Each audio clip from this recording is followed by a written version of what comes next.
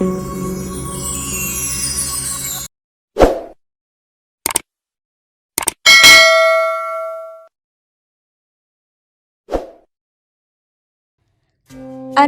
Gyeongjin sedang berkunjung ke rumah Haejin. Haejin memberikan minuman dan mengobrol dengan anak-anak itu. Sahabat Haejin datang, ia menceritakan rumor yang ia dengar di kafe. Haejin sangat kesal. Haejin dan sahabatnya hendak makan malam. Mereka bertemu dengan produser. Haejin menyampaikan terima kasih atas kiriman makanan dari produser. Kepala Hong pun ikut bergabung.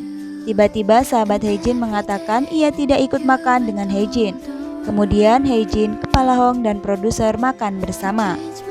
Sesampainya di restoran, Haejin duduk di samping Kepala Hong. Kemudian mereka memesan dan makan bersama. Tiba-tiba seperti sebuah adegan cinta segitiga. Ketika Haejin hendak memberi produser pangsit, namun Kepala Hong berusaha merebutnya dan menelan pangsit Haejin. Mereka saling bercerita. Haejin tersenyum lebar mengenang kisah masa lalunya di universitas. Selesai makan, mereka segera meninggalkan restoran, namun Kepala Hong membayar uang makannya. Lalu Kepala Hong segera pergi. Di klinik, ketika Haejin memeriksa pasien, namun ketika hendak mendapatkan perawatan, pasien terus menolak lalu pergi. Haejin merasa kesal. Haejin mengenal pasien tersebut dan membicarakan dengan sahabatnya bahwa pasien tersebut pelit. Haejin berkunjung ke toko kelontong lalu membeli beberapa camilan. Kepala Hong sedang bekerja paruh waktu sebagai kasir. Kepala Hong menanyakan benda yang Haejin gunakan di lehernya.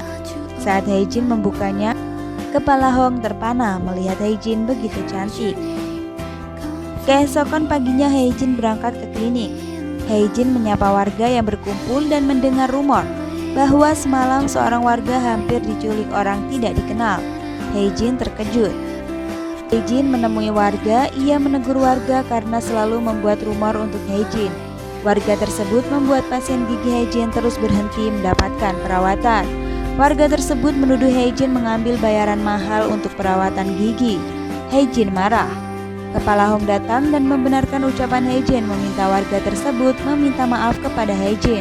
Warga tersebut bersikeras dan enggan untuk meminta maaf lalu pergi. Haejin pulang dari klinik gigi. Ia masih kesal dengan tindakan warga yang meremehkan pekerjaannya. Kemudian Haejin dan sahabatnya membicarakan rumor penculikan. Mereka takut. Tiba-tiba produser datang. Sahabat Haejin pergi lebih dahulu. Produser memberikan hadiah beberapa alat pertahanan diri karena khawatir dengan Haejin. Produser juga memberikan boneka mungil. Haejin senang. Kemudian produser mengantar Haejin pulang. Kepala Hong berpatroli di sekitar rumah Haejin. Kemudian Kepala Hong mengeluarkan tas putih dan berencana memberikannya kepada Haejin.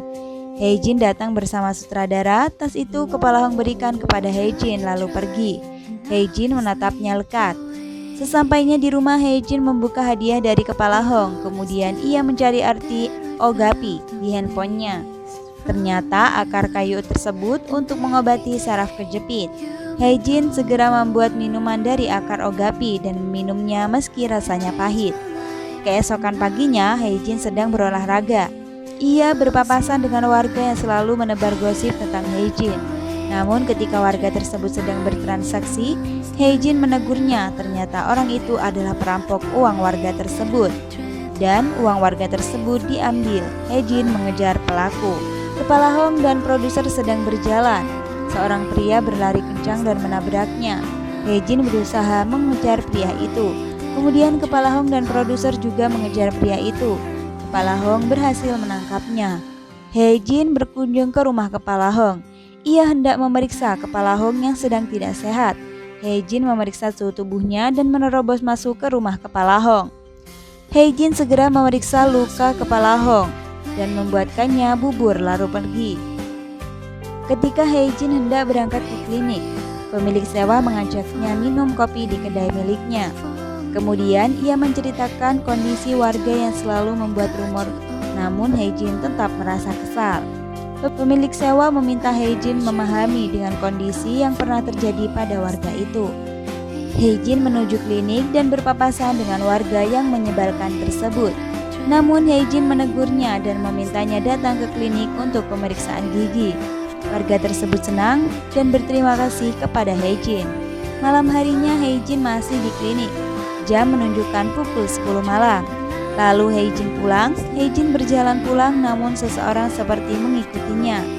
Hae-jin menghentikan langkahnya, lalu berjalan lagi, namun ketika menoleh, sepi. Hae-jin berlari, sebuah cahaya menerangi kepala Hong dengan senter di depannya. Hae-jin berlari ketakutan lalu memeluk kepala Hong. Cerita berakhir sampai di sini. Cerita dilanjutkan pada episode selanjutnya.